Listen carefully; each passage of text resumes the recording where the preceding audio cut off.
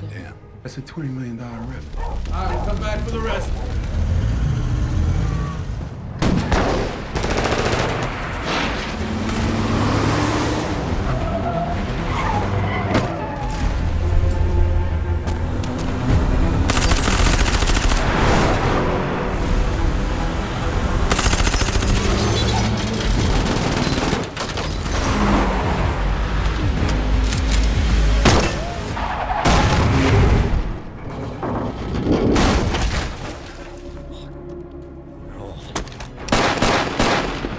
The story begins in Miami, where Captain Jackie Velas of the Miami-Dade Police Department meets with a distressed female informant. The woman is terrified and convinced that someone has been watching her and her home. Jackie attempts to reassure her and promises that she is almost safe. As Jackie exits her vehicle and begins to walk, she is suddenly ambushed and struck by a bullet. Despite her critical injuries, she manages to type a message on her phone. Before she can escape, men wearing ski masks approach and execute her.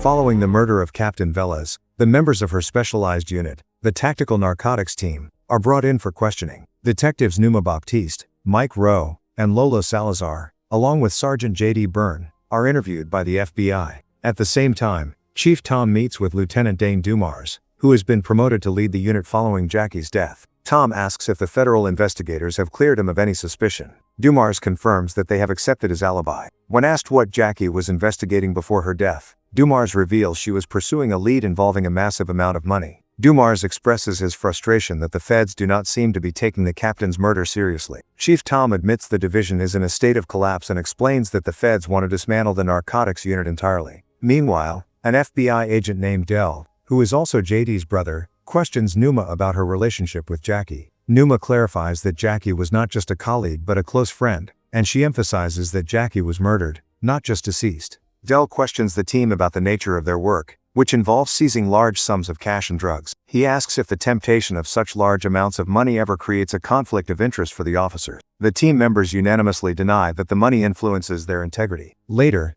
Dell interviews his brother, J.D. Byrne. J.D. is skeptical of the investigation and asks for the real reason behind the interrogation. Dell suggests that the city pays its police officers poorly and that stealing seized money would be an easy way to make a profit. J.D. becomes defensive and asks if the FBI believes someone within the narcotics unit killed Jackie. Dell does not give a direct answer, leading J.D. to tell him to focus on finding the actual killer instead of accusing the team. Did you think somebody in TNT killed Jackie?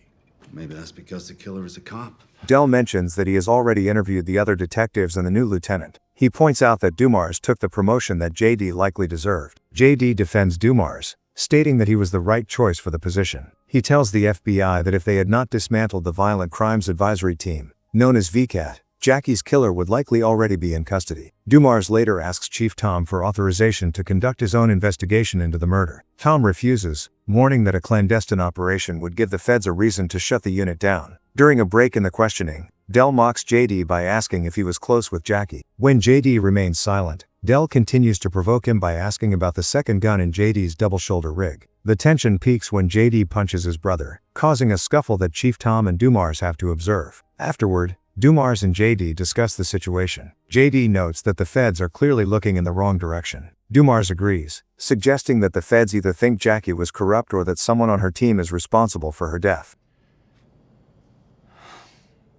I hate being a cop.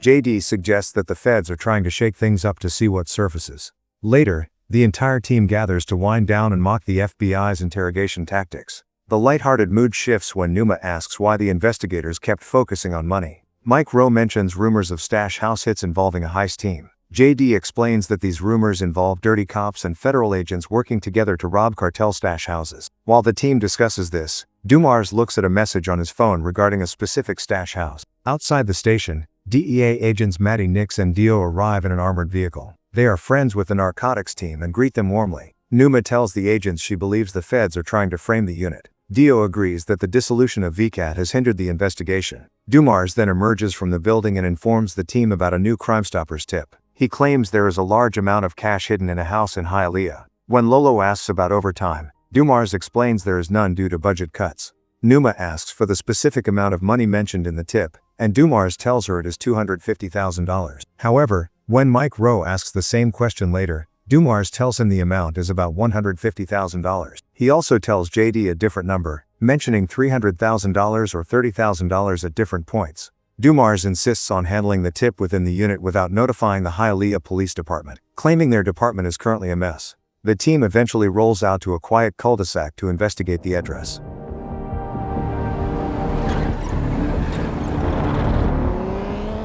Upon arriving at the cul-de-sac in Hialeah, the team observes the modest homes and quiet surroundings. JD asks Dumars what the plan of action is for entering the residence. Dumars states that they will lie to the homeowner by claiming they are searching for drugs rather than money. He explains that this is the best way to get the owner to sign a consent to search form. As they approach the front door, the money-sniffing dog, Wilbur, begins to act up and urinates near the entrance. Lolo notes that Wilbur is unusually alert and asks how much cash they are expecting to find. Dumars tells Lolo that the amount is only $75,000. Lolo immediately expresses disbelief, pointing out that Wilbur would not be reacting so strongly to such a small amount of money. Dumars ignores the comment and knocks on the door to get the homeowner's attention. A woman named Desi Molina answers the door. Dumars informs her that they have received a tip about drugs being stashed inside the house. He asks if there is anyone else inside, and Desi confirms she is alone. When Dumars requests permission to enter, Desi asks if he has a warrant. Dumars admits he does not have one but presents a consent to search form instead. He tells her that if she has nothing to hide, she should have no problem signing it to allow the search. After a moment of hesitation, Desi signs the document and allows the team inside. Once they are indoors, Lolo removes Wilbur's leash, and the dog immediately begins barking at the ceiling.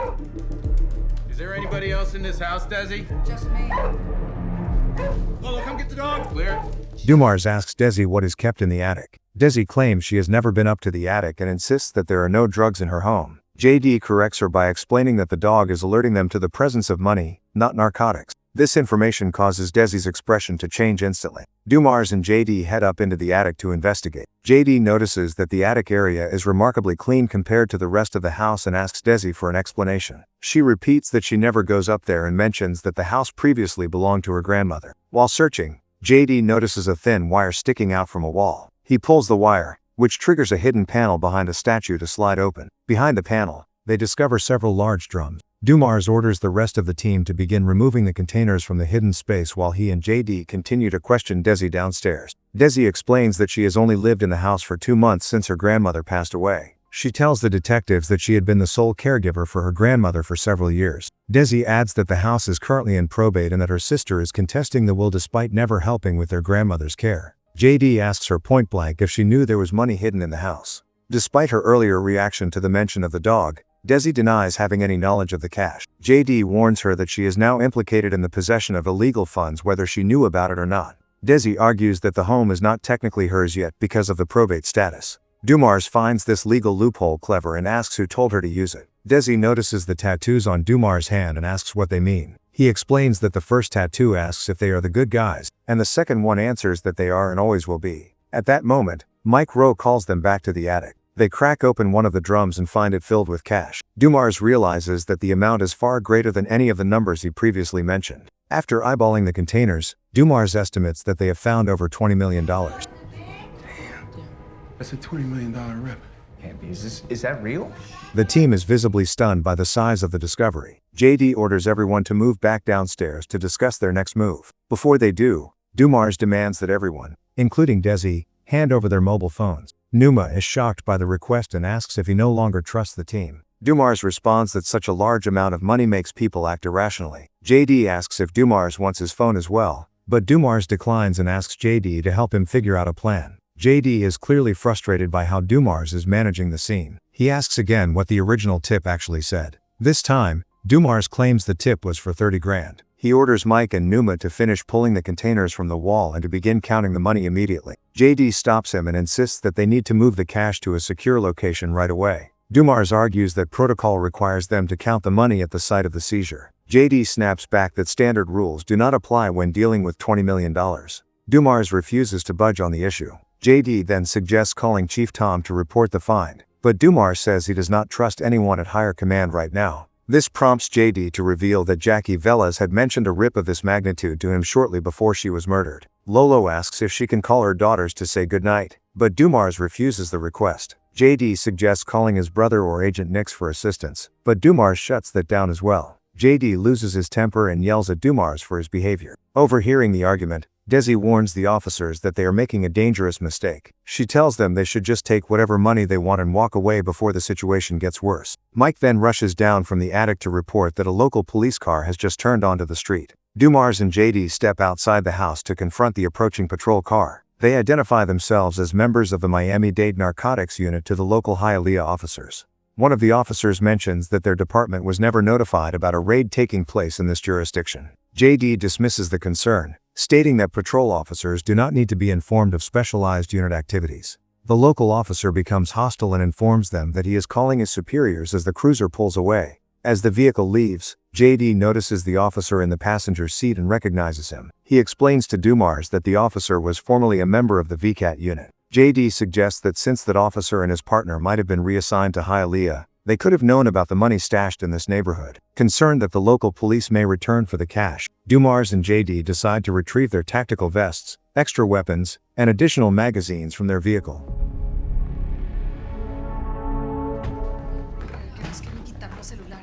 Inside the house, the detectives handcuff Desi to a chair for security. Lolo, Numa, and Mike begin moving the heavy drums of cash into the garage. While they work, Mike expresses his growing concern about Dumar's refusal to notify the chief or higher command. He tells the others that Captain Velas would never have handled a seizure this way. Numa defends the lieutenant, reminding Mike that Dumars is their commanding officer and they must follow his lead. Dumars and JD enter the garage and order the rest of the team to put on their ballistic vests. Dumars takes a moment to apologize to Lolo for his earlier harshness regarding her phone. He then instructs Mike to take a defensive position outside the house to act as a lookout. Turning his attention to the money, Dumars gives specific instructions to Lolo and Numa. He tells them that if a stack of cash is already labeled with the amount 250, they should leave it alone. However, he tells them to manually count any stack that does not have a label. Dumars then makes a comment that it would be much easier if they simply stole the money, though he says it with a laugh. Outside, Mike ignores the order to remain disconnected and uses a secret burner phone to send a text message to the chief. Back inside,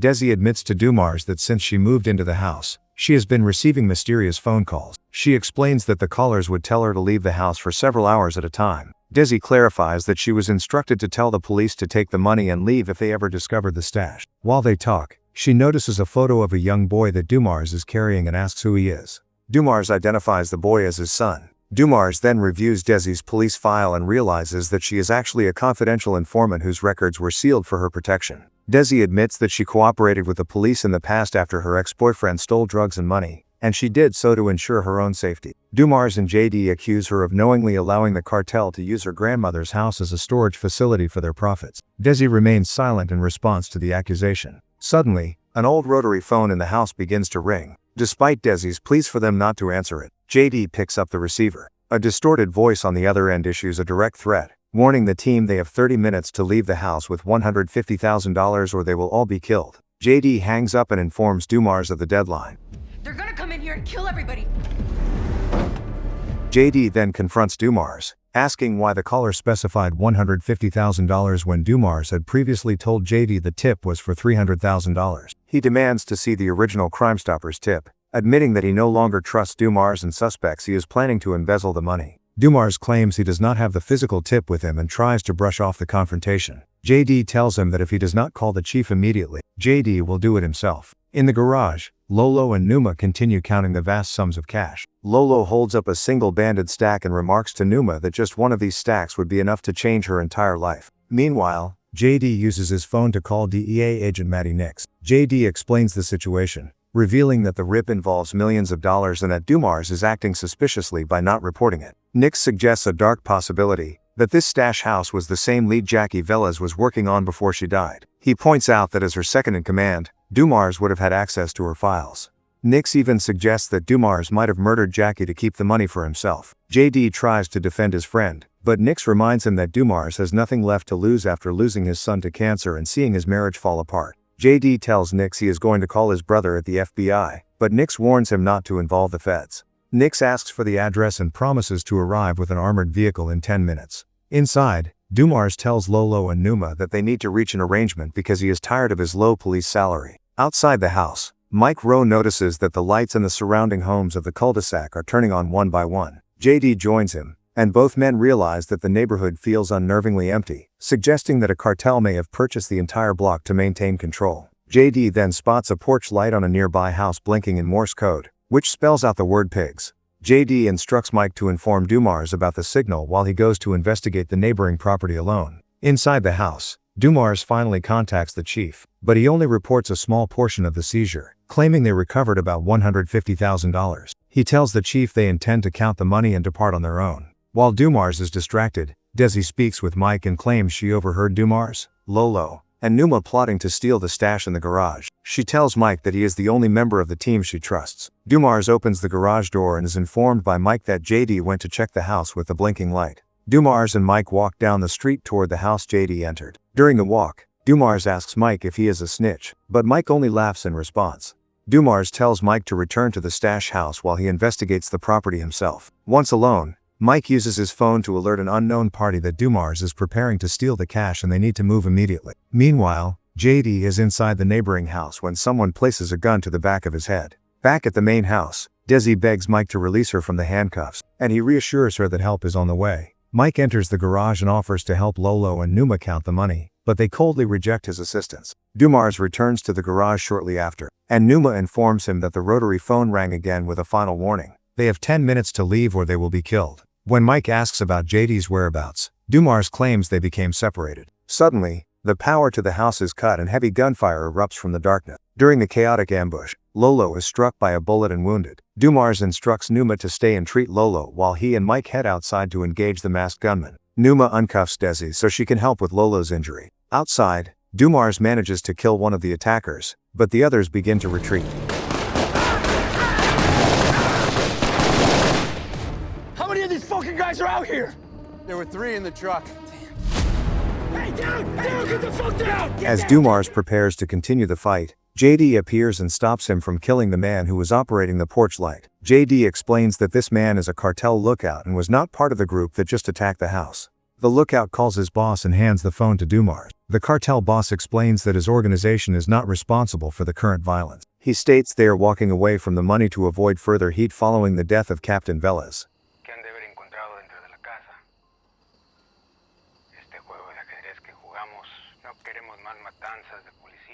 JD asks the boss directly if the cartel killed Jackie, while Mike watches the conversation from a distance. After the call ends, the detectives regroup in the garage. Lolo suggests they only report the amount mentioned in the Crime Stoppers tip and split the remaining millions among themselves. Numa reminds her that Dumars already called the chief. This prompts JD to drop a bombshell. He reveals there was never a Crime Stoppers tip and that Dumars fabricated it to orchestrate a theft. JD points out that as Jackie's second in command, Dumars would have known about the stash house just as she did. Dumars denies the accusation and counters by suggesting JD is the one behind the attack. He highlights that JD recognized the former VCAT officers and disappeared for 30 minutes only to return with a cartel member. JD then reveals the cartel believes Jackie was killed by one of her own officers, and he openly calls Dumars a cop killer. A physical fight breaks out between the two men until Mike and Numa intervene.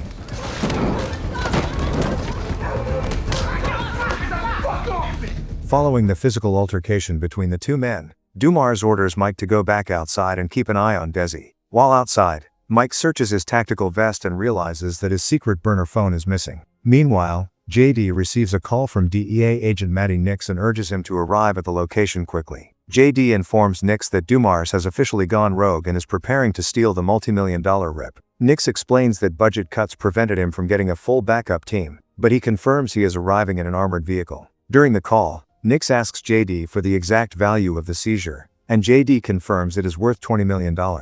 Inside the garage, the female detectives finish counting the final stacks of cash and begin stuffing them into large black bags. Suddenly, the team notices that a fire has been set and is spreading rapidly through the garage. They are forced to rush the money bags outside just as Nix's armored vehicle pulls up to the residence. Dumars appears surprised by the DEA agent's arrival but quickly recovers his composure. Dumars instructs Mike to load the bags of money into the back of the armored truck while ordering JD to stay behind with Numa and Lolo. JD refuses to comply, shouting that he does not trust the lieutenant and that is the reason he called Nix in the first place. Nix steps in to break up the argument and orders both Dumars and JD into the vehicle to transport the cash. Once inside the armored truck, the atmosphere is extremely tense. JD draws his weapon as a precaution, and Dumars immediately does the same. Dumars asks where they are taking the money, and Nix claims they are heading to a DEA-held facility near the hospital. JD begins typing a message on his phone, leading Nix to ask who he is contacting. JD claims he is messaging the chief about their destination and adds that Dumar has already briefed the superior. Mike interjects, stating that the chief knows about the raid but was never told the total amount of money found. Dumars turns on Mike, asking how he would know what the chief was told and questioning again if Mike is a snitch. Mike insults Dumars and reveals that Desi has told him everything, including the plan to report only $150,000 and split the rest with the female detective. Dumars smirks and admits to the plan, explaining that Desi only heard exactly what he wanted her to hear. A flashback reveals that Dumars had earlier signaled Lolo and Numa to play along with a fake heist plan to test the rest of the team. Dumars explains that he knew Desi would confide in Mike because he seemed like the good guy of the group. He further explains that he intentionally used the $150,000 figure repeatedly because he had given every officer a different number to see which one would leak. JD points out that the mysterious callers also used the $150,000 figure, which proves the leak came from someone present. Dumars then reveals that JD had successfully stolen Mike's burner phone during their earlier staged fight. He accuses Mike of being the one who called the local police, set the house on fire, and tried to sabotage the seizure all night. Dumars explains that Captain Velas actually sent him the tip about the stash house right before she was murdered. She had planned to use the location as bait to draw out the crooked heist crew she had been investigating. Dumars reveals that he intentionally led the team to believe he was planning to steal the money himself to force the traitors into making a move. He points out that the callers specifically mentioned the $150,000 figure, which was the exact number he had given only to Mike Rowe. Truth be told, it is a fucking art form. The truth is much more of a straight line. Don't feel bad, I've been bullshitting everybody all night. Dumars further clarifies that JD was in on the plan the entire time. During their staged fight earlier, JD had successfully pickpocketed Mike's burner phone. JD produces the phone and shows that it was used to communicate with the local Hialeah officers and Agent Nix. Dumars accuses Mike and Nix of being the ones who ambushed Jackie Velas and executed her. Nix realizes the situation has turned against him and suddenly opens fire inside the armored vehicle. A violent struggle breaks out within the cramped space of the truck. The driver of the armored vehicle is killed in the crossfire, causing the truck to swerve and crash. Mike Rowe is wounded in the shoulder during the exchange but manages to scramble out of the wreckage. Nix also survives the crash and grabs one of the heavy money bags before fleeing the scene. Dumars, despite being injured, pulls himself from the truck and begins a foot pursuit after Mike. JD remains focused on Nix, who has managed to get into a secondary getaway car.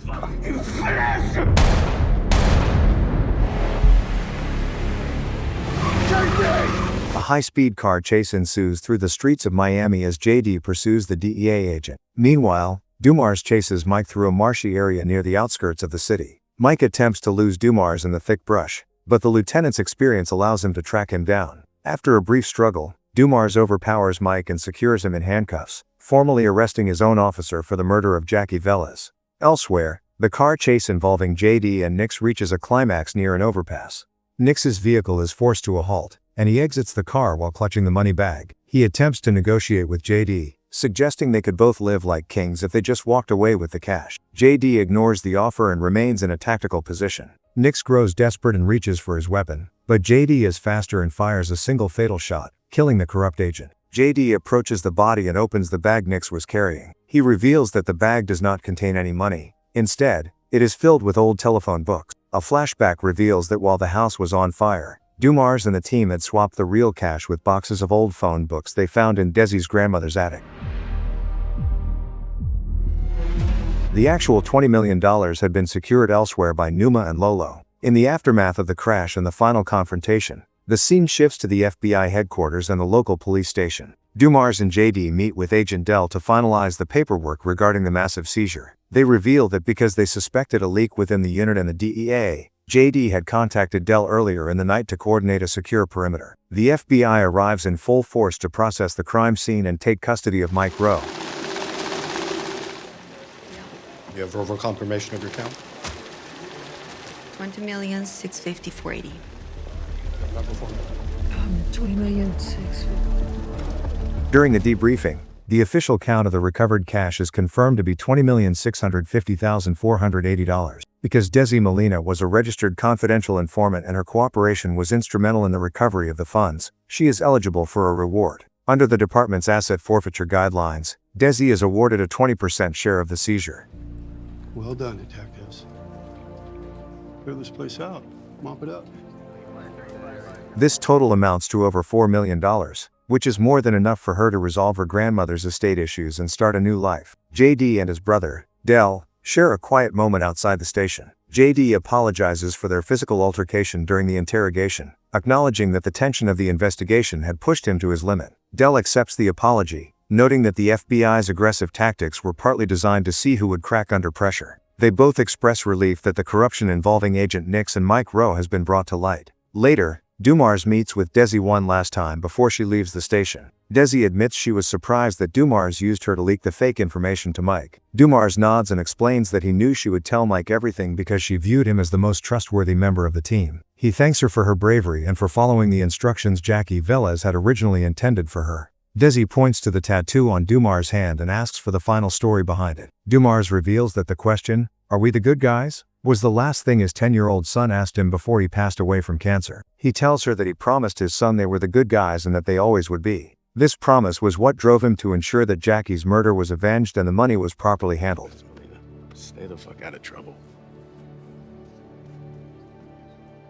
In the final scene, Dumars and JD drive to the beach in Miami as the sun begins to rise. They stand by the water in silence, reflecting on the events of the last 24 hours and the loss of their captain. They acknowledge that while the narcotics unit may still face reorganization, they successfully finished the mission Captain Velas started. The movie ends with the two detectives watching the horizon, having finally secured justice for their fallen colleague.